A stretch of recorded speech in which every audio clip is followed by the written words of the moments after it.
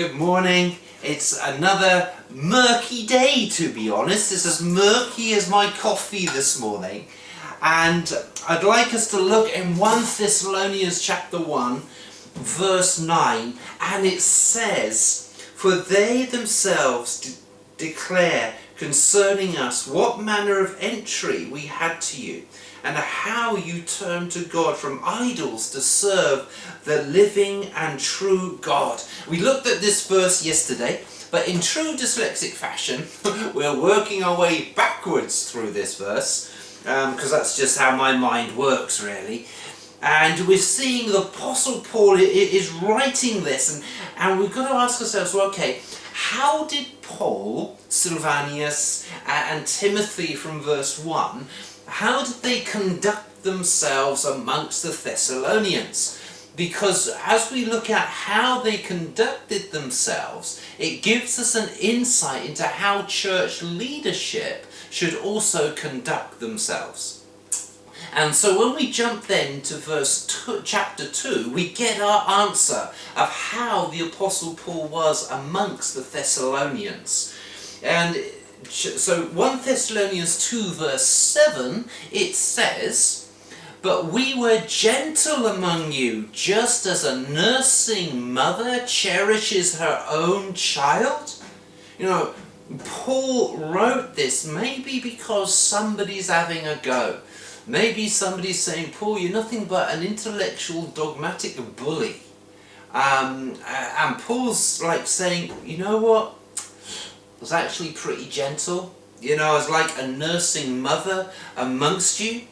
And I think leaders need to cultivate this spirit of gentleness. I mean, in all of us there should be a degree of gentleness that originates from the Holy Spirit as a fruit of the Spirit as He works in our lives.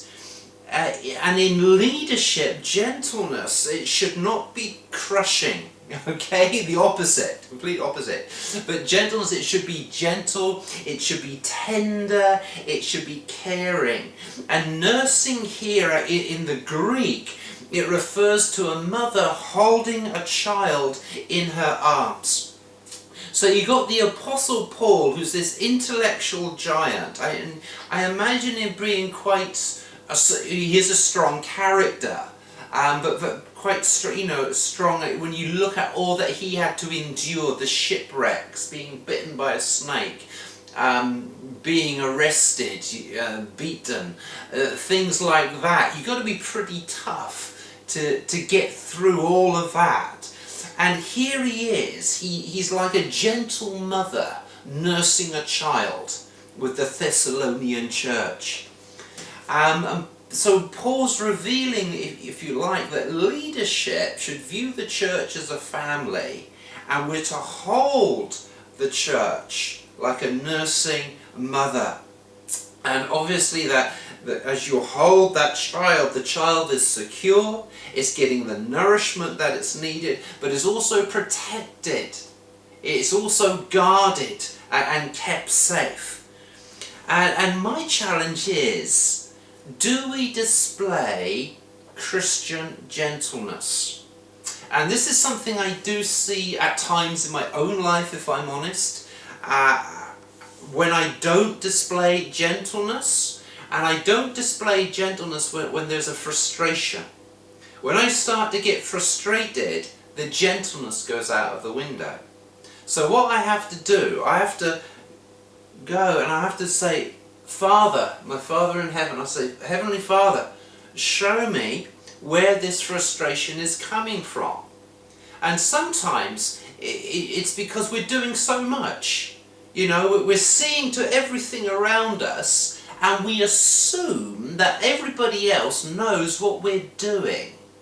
And we just get, everything's just getting too much. And this frustration just starts to build up, and it can just explode. So you're doing everything, and everything you're doing is right, and it's good, but inside it's like, "Oh, I just need a break." What about me? I need some me time, Lord. And so So you trace the frustration back, you find out where it's coming from. Sometimes somebody said something and you've just pushed it to one side, and someone else says something else, and it just goes, poof, you just explode. So get before the Lord, trace where the frustration is coming from, hand it back over to God, and if you need to communicate some of these frustrations to people, that's fine, do that. Do it in gentleness. And once we've eliminated the frustration, we can begin to flow again in the gentleness of Christ. Let's pray. Heavenly Father, Lord, we want to Lord, we want to move forward in the power of gentleness. And we know in gentleness, Lord, there is great strength, there is great protection, there's great nurture in gentleness. Lord, and we pray that you give us strength to be strong in the area of gentleness, Lord.